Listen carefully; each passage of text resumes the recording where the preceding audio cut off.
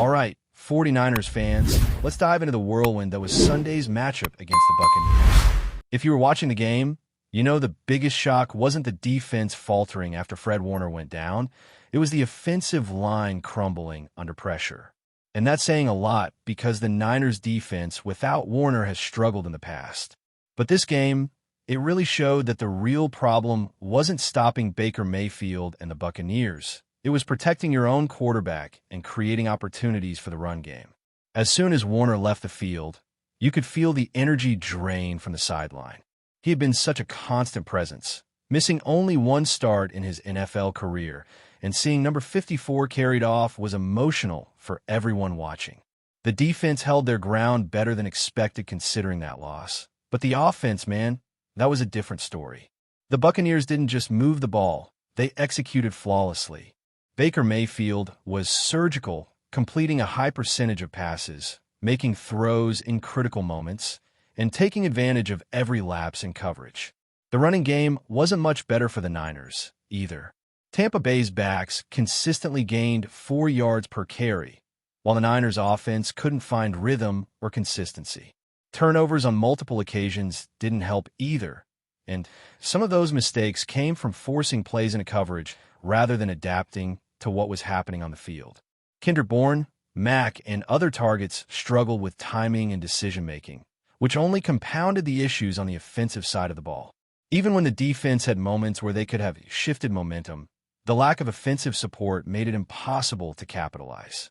There were plays where Baker Mayfield looked trapped, the pocket collapsing around him, and yet he somehow escaped, extended plays, and picked up crucial first downs.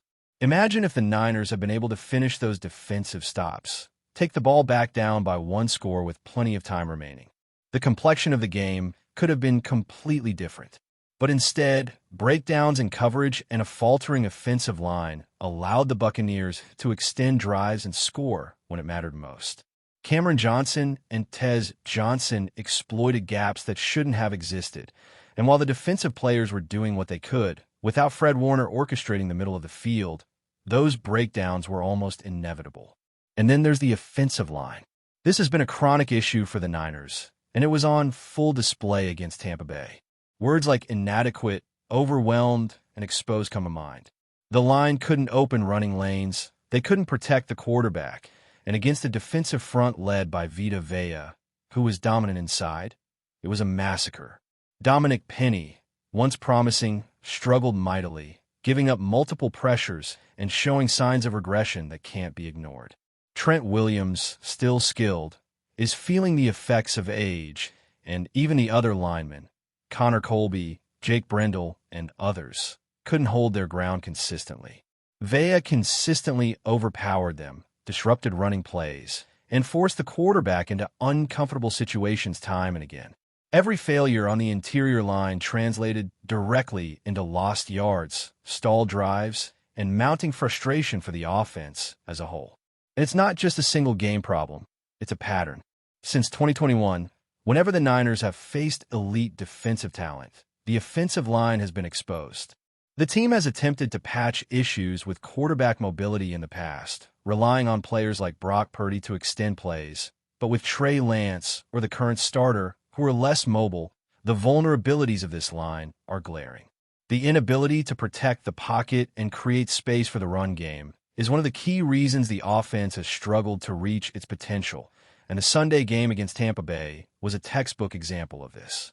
You can't expect a running back to thrive when defenders are consistently in his face before he even gets to the second level, and you can't ask a quarterback to make clean throws when the pocket collapses every other play. In addition, the lack of reliable depth behind the starters is a concern moving forward. With injuries piling up, the team doesn't have many viable alternatives at guard and center to rotate in without a significant drop-off in performance. This leaves the Niners in a precarious position, especially with a schedule that includes top-tier defensive opponents. Even with skill position players performing at a high level, the foundation of the offense, the offensive line, is simply not holding up under pressure. That inability to control the line of scrimmage forces the offense to become predictable, puts the quarterback under duress, and limits creative play calling. It also affects morale, as players start to press, trying to compensate for holes in protection or gaps in the run game, which often leads to mistakes and turnovers. Meanwhile, on the defensive side, despite missing key players like Fred Warner and Nick Bosa, the unit managed to keep the game competitive.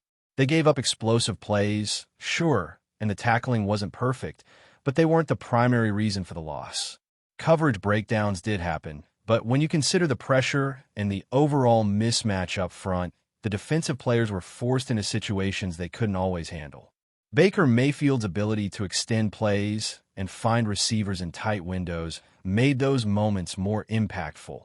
But if the offense had been able to stay on the field longer, sustain drives, and manage the clock effectively, the defense's work could have been amplified rather than undone by the offensive struggles. Looking ahead, there's also the question of roster moves and potential acquisitions. The team may explore options to reinforce the edge and linebacker positions, especially in the wake of losing Bosa and Warner. Players like Quincy Williams and Jermaine Johnson, who have thrived under previous coaching systems, could provide depth and flexibility if brought into the fold. These moves aren't just about short-term fixes. They could set the stage for a more resilient unit that can withstand injuries and matchup challenges. The balance of rebuilding the offensive line while enhancing the defensive roster will be crucial to maintaining competitiveness in a league where every misstep is magnified. At the core, the takeaway is that the Niners are facing an uphill battle in protecting their quarterback and establishing the run game. The defensive issues, while notable, were secondary in Sunday's loss. The real story is the offensive line's continued struggles, the impact of elite defensive opponents, and the need for creative solutions to keep the offense functional. Players are performing admirably within the constraints they face, but without structural improvements up front, it's difficult to fully realize the team's potential. As the season progresses, every snap, every matchup, and every adjustment will matter more than ever. The ability of the coaching staff to address these vulnerabilities and find solutions on the fly could define not only the outcome of individual games, but also the trajectory of the team's season as a whole. This is where quarterback performance, scheme adaptability, and personnel decisions all intersect. A quarterback who can evade pressure, a line that can hold its ground, and skilled players who can exploit even minimal openings are the components necessary for sustained success. The Niners have the talent, and they have flashes of brilliance, but the margin for error is razor thin. The offensive line's deficiencies highlight just how critical every decision is, from game planning to individual execution, and the challenges faced against the Buccaneers provide a blueprint for what needs to change. The team's next steps will be under scrutiny. Fans, analysts, and opponents alike will be watching to see how adjustments are made. The focus will inevitably be on line performance, quarterback protection, and making the offense less one-dimensional. Injuries are a reality in the NFL, but depth and strategic planning can mitigate their impact.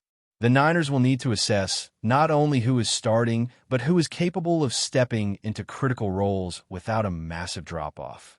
Every move, every snap, and every play becomes amplified when the margin between winning and losing is this thin.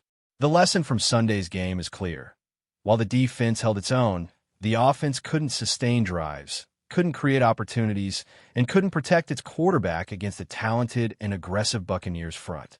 If the Niners want to compete at the highest level, solving the offensive line crisis is not optional. It's essential. The season is still young, but without significant improvements, the team risks repeating similar struggles against other top-tier opponents. Success will require a combination of talent evaluation, in-game adjustments, and perhaps even roster tweaks to shore up the most vulnerable positions.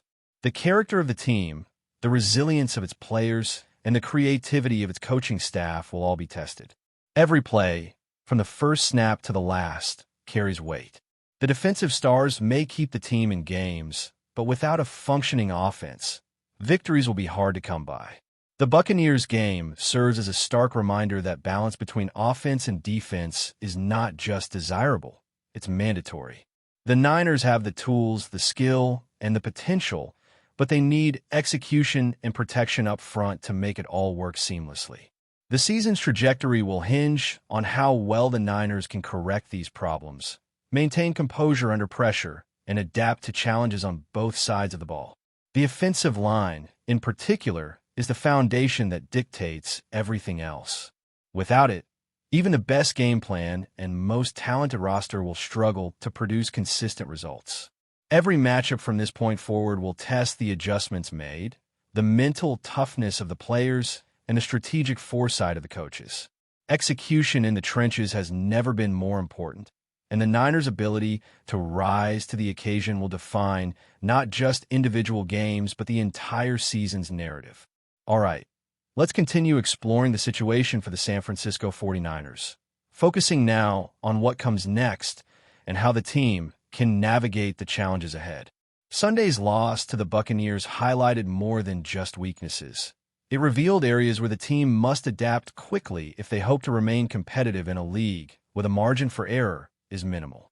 While the defensive unit deserves credit for keeping the game within reach despite missing Fred Warner and Nick Bosa, the offensive line's shortcomings overshadowed everything else. The Niners cannot continue to rely solely on skill position talent and quarterback improvisation when the foundation of the offense is crumbling. The problems up front affect every facet of the offense, from the running game to pass protection, and that impacts play calling, confidence, and ultimately the scoreboard. As the season moves forward, the coaching staff faces critical decisions about personnel, scheme adjustments, and potential acquisitions to shore up the most vulnerable spots. But before we dive in, don't forget to subscribe to 49ers Zone and hit the like button on this video. Your support helps us keep bringing you the latest updates on the San Francisco 49ers. And don't forget to share your thoughts on the news in the comments below. The NFL world is buzzing with speculation tonight after what many are calling one of the most electrifying moves of the offseason. Sources close to the league report that star wide receiver Tyreek Hill has confirmed his arrival at the San Francisco 49ers, a move that could shake the NFC West to its core. While the 49ers front office has remained tight-lipped, insiders suggest that the deal is all but done, sending shockwaves through fans and analysts alike. Hill, known for his blistering speed and game-changing plays, has long been one of the most feared receivers in the league. His presence alone could alter the dynamics of San Francisco's offense, which has been steadily building under quarterback leadership and innovative play calling. For years, the 49ers have hovered just shy of Super Bowl contention, and the addition of Hill might be the missing spark they need to finally push past the competition. Rumors began swirling earlier this week when Hill was spotted in the Bay Area, fueling speculation that discussions were moving faster than anyone anticipated. While nothing has been officially confirmed by team representatives, insiders say Hill's confirmation stems from his own social media hints and cryptic comments during interviews, sparking a frenzy among fans desperate for every scrap of information. NFL insiders are already speculating about the potential impact. Hill's speed could stretch defenses like never before, opening up opportunities for both the running game and short passes, effectively making the 49ers' offense nearly unstoppable. Of course, not everyone is sold on the move. Critics point out the risks associated with acquiring a high-profile star receiver, from chemistry with existing players to salary cap implications. But in a league where one explosive play can turn a season around, the gamble may well be worth it. Meanwhile, the rumor mill continues to churn as fans debate the possibilities. Will Hill pair seamlessly with the 49ers' existing core, or will the integration take time? Analysts note that San Francisco has long been aggressive in pursuing marquee talent, and if Hill's arrival is official, it could signal the beginning of a bold new era. For now, the NFL community watches and waits. If the whispers are true, Tyreek Hill in red and gold could make the 49ers a force to be reckoned with, reshaping the conversation around the NFC West and setting the stage for what might be one of the most exciting seasons in recent memory. That's it for this update. If you enjoyed the video and want to keep receiving exclusive news about the San Francisco 49ers, make sure to subscribe to 49ers Zone and give this video a like. We always look forward to hearing your comments and opinions. See you in the next video.